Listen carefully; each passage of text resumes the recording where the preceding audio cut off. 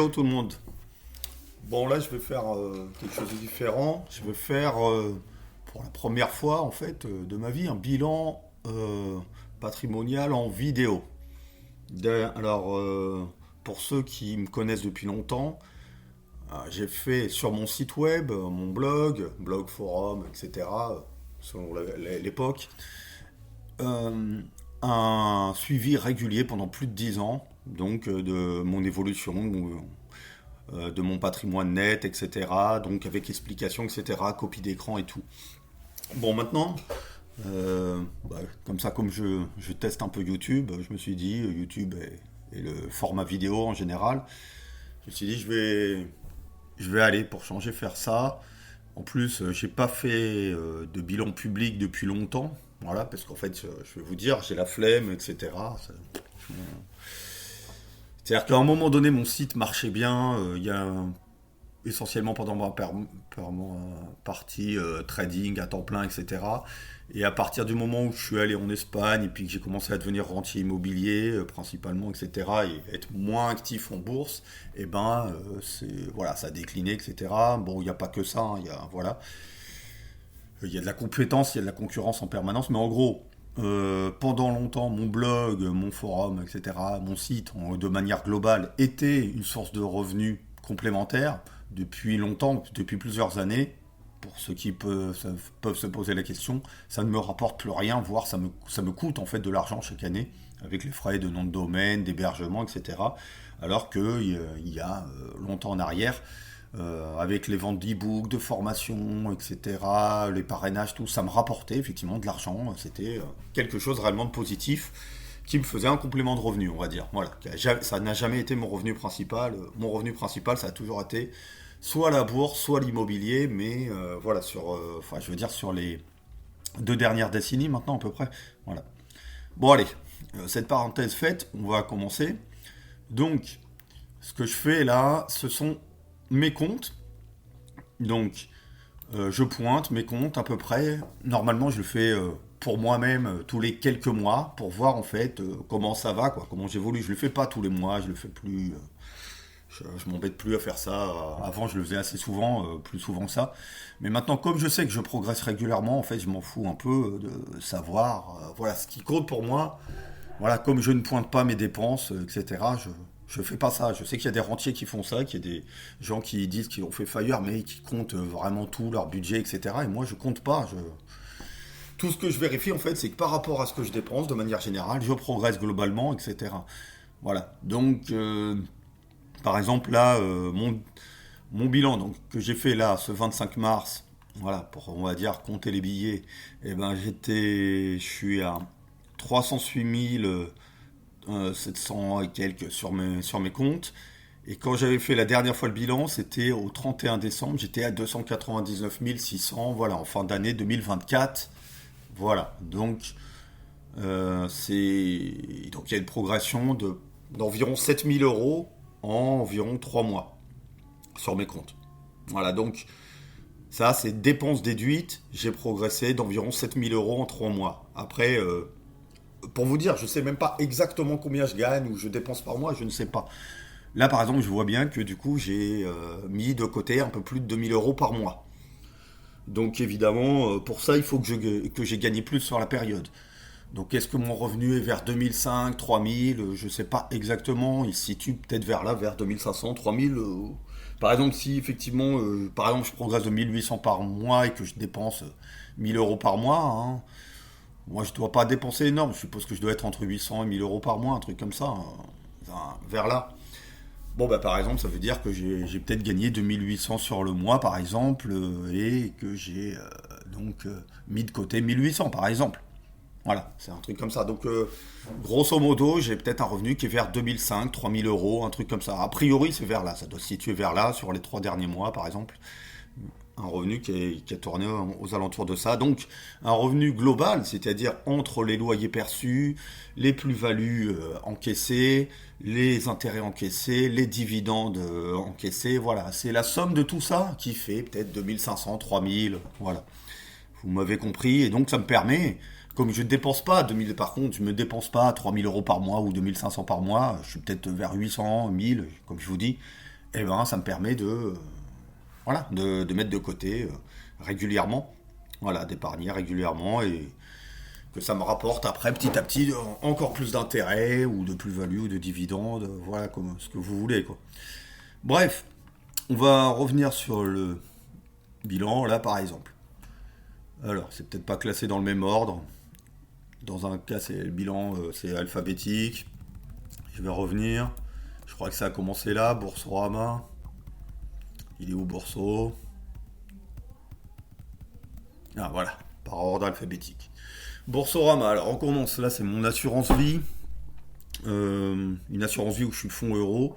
Et en fait, depuis que j'ai dit à la France et l'Espagne, coucou, je suis en Espagne, je suis résident fiscal, etc. Ben, depuis, je peux plus retirer en ligne facilement. Il faudra en fait que je fasse un rachat total pour pouvoir disposer pleinement de cet argent.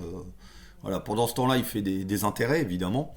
Comme vous voyez, petit à petit, voilà, il progresse, etc. Mais c'est assez lent. Je sais plus si c'est avec la prime que ça fait. Il y a peut-être, si c'est vers 3-4%, je sais pas.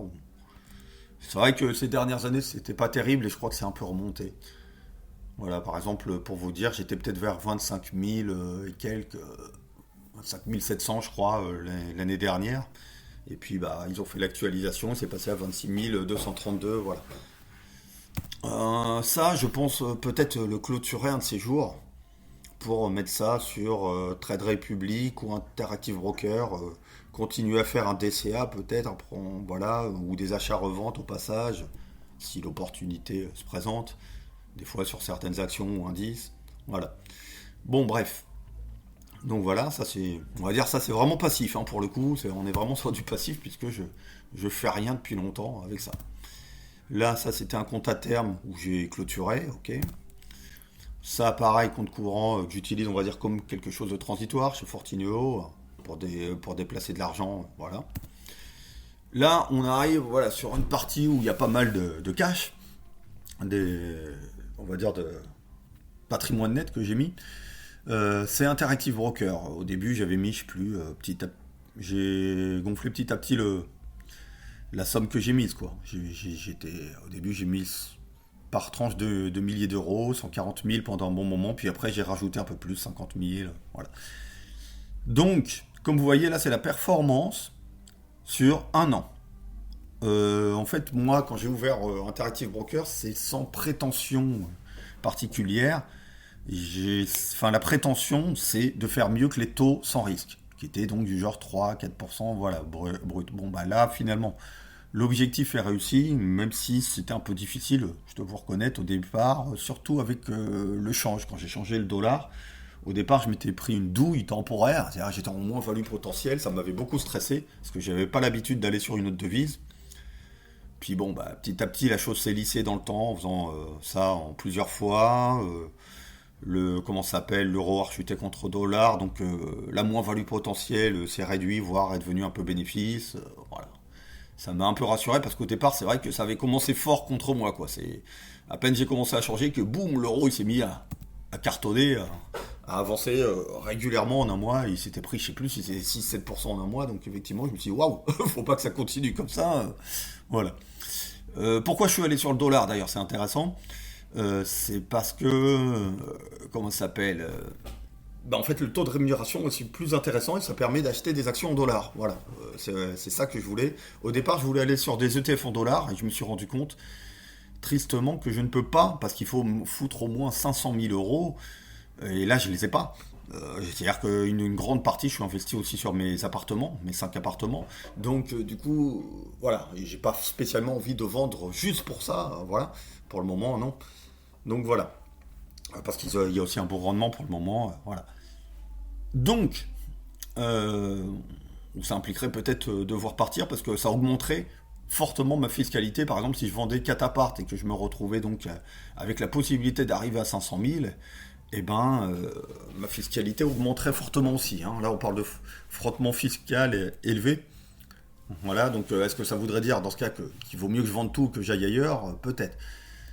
Je sais pas. C'est une réflexion, voilà, parce qu'effectivement, c'est pas l'Espagne n'est pas le plus adapté pour faire des plus-values et toucher des dividendes.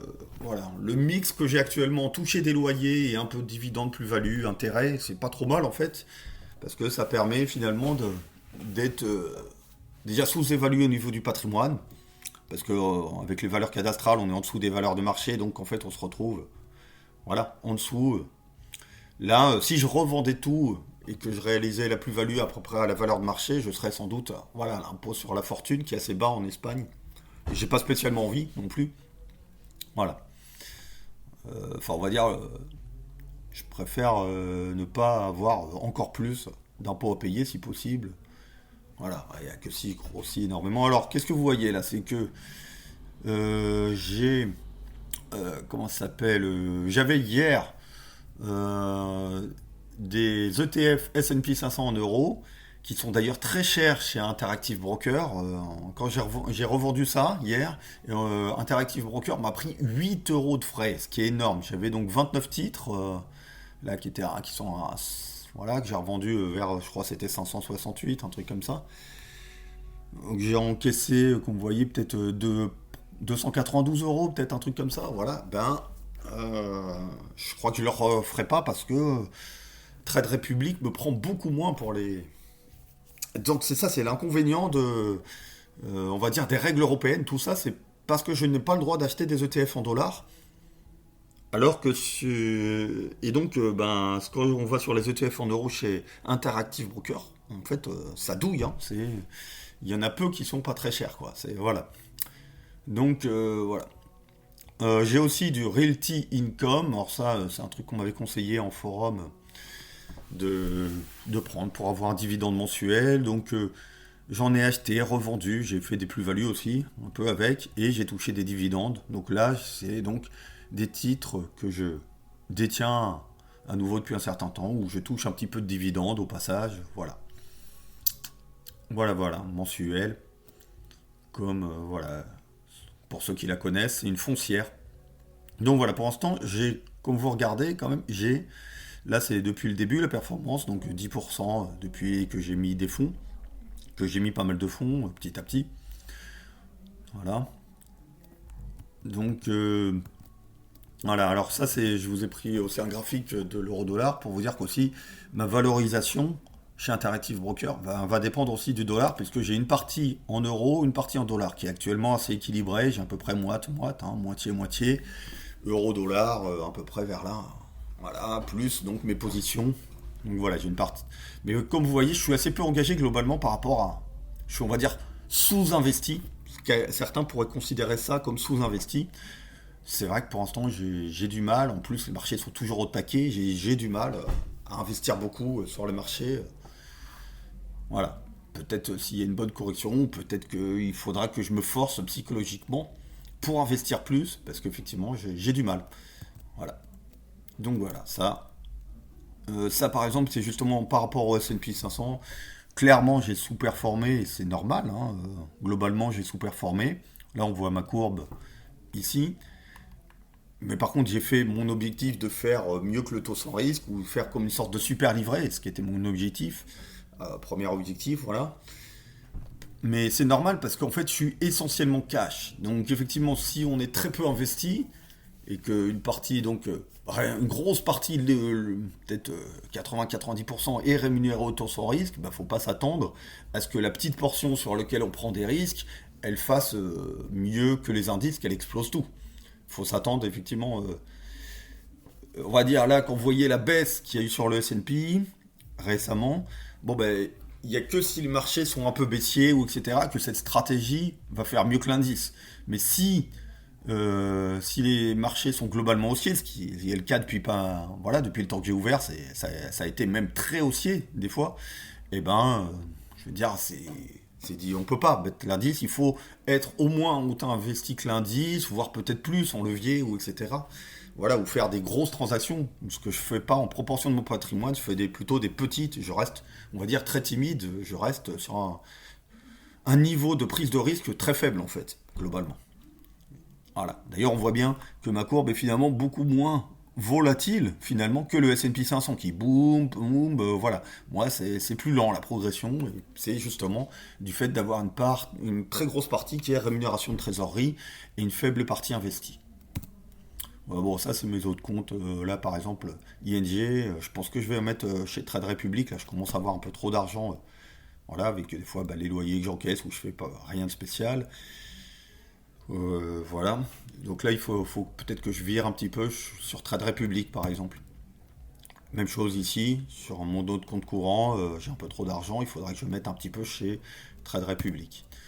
Là, c'est un autre compte. Alors ça, c'est, j'ai fait le bilan seulement. Enfin, j'ai pu y accéder seulement ce matin parce que hier soir, j'y avais pas accès. Alors ça, c'est intéressant. J'ai pas eu accès hier à cause des règles européennes. C'est encore une fois de connaître son client. C'est-à-dire qu'en fait, hier soir, j'essaye de me loguer, j'ai pas accès. Bon, ça va, j'ai pas grand-chose sur ce compte. C'est un compte rémunéré. J'ai déjà retiré l'essentiel. Mais hier soir, j'avais pas accès. J'ai appelé ce matin et en fait, pourquoi j'avais pas accès hier soir? Ça me faisait une erreur.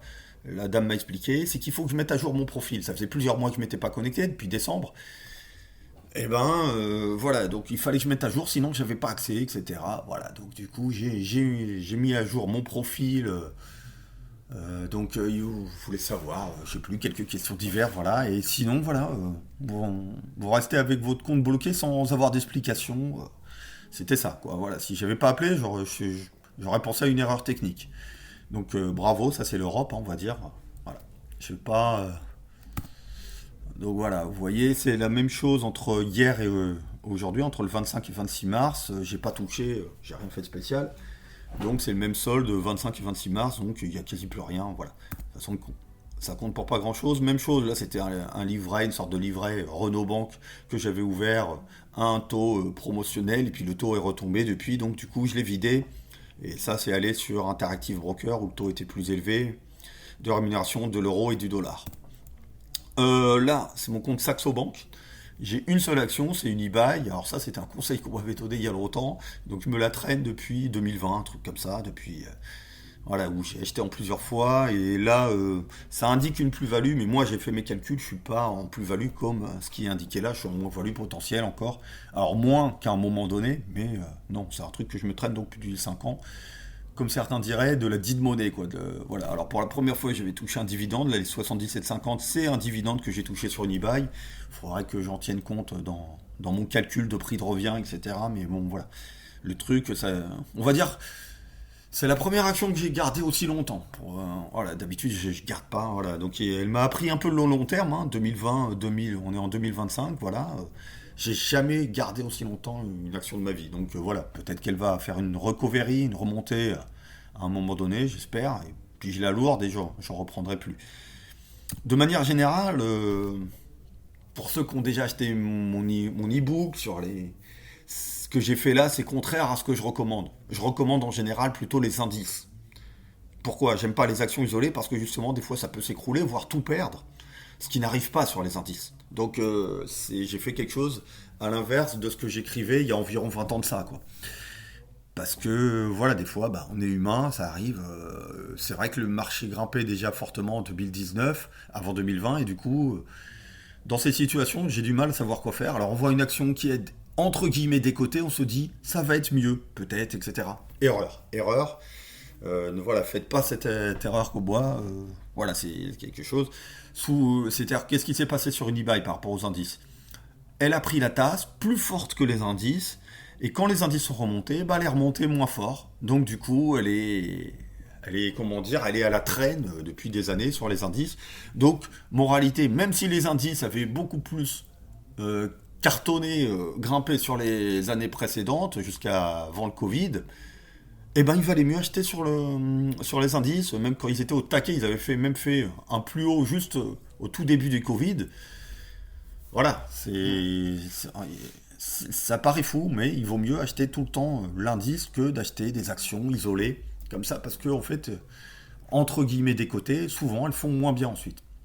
Alors, j'en avais acheté d'autres que ça. Mais comme j'avais moins acheté d'un coup, comme le cours était plus élevé sur une e-buy, ben j'en ai acheté plus d'un coup. Donc je me suis retrouvé plus vite avec une plus grosse position, ce qui m'a fait un peu peur. Donc j'ai pas voulu mettre tellement plus ensuite. Je me suis fixé un peu une limite, je voulais pas m'engager trop non plus dessus. Et les autres, comme le cours était plus bas, bah c'est bête, j'ai pu acheter en plusieurs fois plus. Donc on va dire abaisser plus mon prix de revient, j'ai pu sortir en bénéfice. Mais elle s'était pété la gueule aussi. Je me souviens qu'il y avait Europcar, et ben même si elle s'était pété davantage la gueule, et ben j'ai pu sortir en bénéfice parce que j'ai pu acheter plus bas et sur un rebond revendre plus. Celle-là, bon bah voilà. On va dire qu'elle m'a eu sur la manière dont elle a baissé. Elle baissait très régulièrement sans faire une grosse chute, grosse remontée. Donc du coup, ça m'a empêché de sortir en bénéfice facilement. Voilà. Voilà.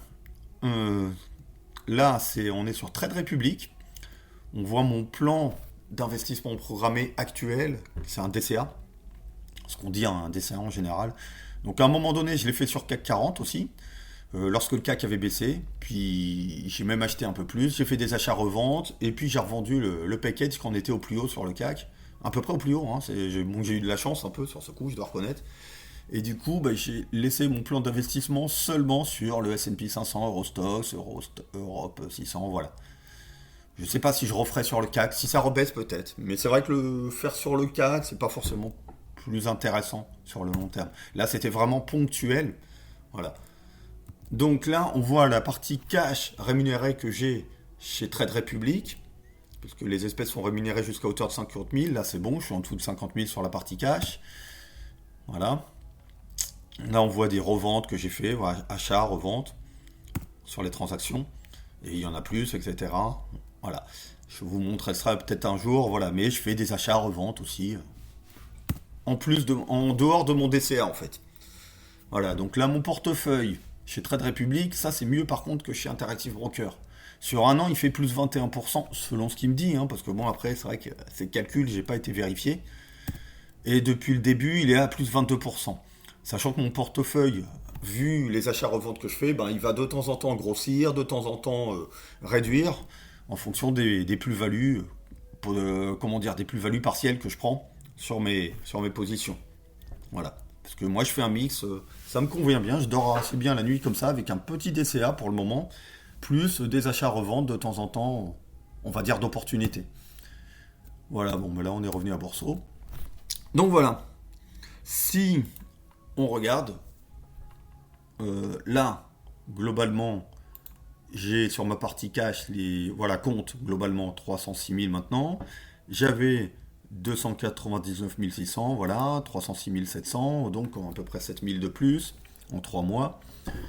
Maintenant, il y a la partie immobilier. Comme vous le savez, j'ai 5 appartes. Et là, c'est plus dur à valoriser. La valorisation, bah, elle va dépendre de combien on valorise l'appart.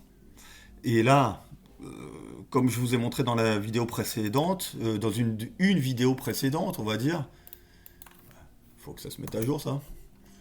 Voilà. Pour avoir un appartement libre, ben, le ticket d'entrée, il est souvent vers 100 000 balles. Hein. Il est, voilà, là, je vous avais montré ce truc qui était défoncé, rez-de-chaussée, 100 000 balles. Là, ben voilà, le premier prix maintenant, c'est 100 000 pour un deuxième avec du vieux sol, mobilier, etc. Donc voilà. Voilà, là par exemple celui-là, il est à refaire. Ils disent que les photos sont avant les inondations au rez-de-chaussée, donc histoire de bien le présenter. Voilà, donc voilà, en réalité maintenant c'est plutôt vers 100 000 balles que ça commence pour avoir un appart. Et là, moi, qu'est-ce qui se passe? C'est que bah, tout dépend à combien je valorise de moyenne les 5 apparts. Si je valorise par exemple à 70 000, eh ben j'ai à peu près 656 000 de patrimoine net. Si je valorise à 80 000, j'en ai... Alors, il y a plusieurs mois, en 2024, j'hésitais à valoriser entre 60 et 70 000 parce que les prix étaient inférieurs à ce qu'on voit aujourd'hui. Maintenant, je me dis, quand je vois les prix maintenant, en appliquant une décote sur les prix que je vois, parce que j'ai du mal à y croire, je pense pas que je puisse 100 000, pour moi ça me paraît abusé. Mais si par exemple c'était vers 70 000, 80 000, voilà, et plus tellement vers 60 000, ce qui paraît maintenant au contraire très décoté, puisque c'est des appartements squattés maintenant à ces prix, dans le meilleur des cas, squattés, déchirés, on peut même pas visiter, rien. Donc mes apparts ils sont pas comme ça.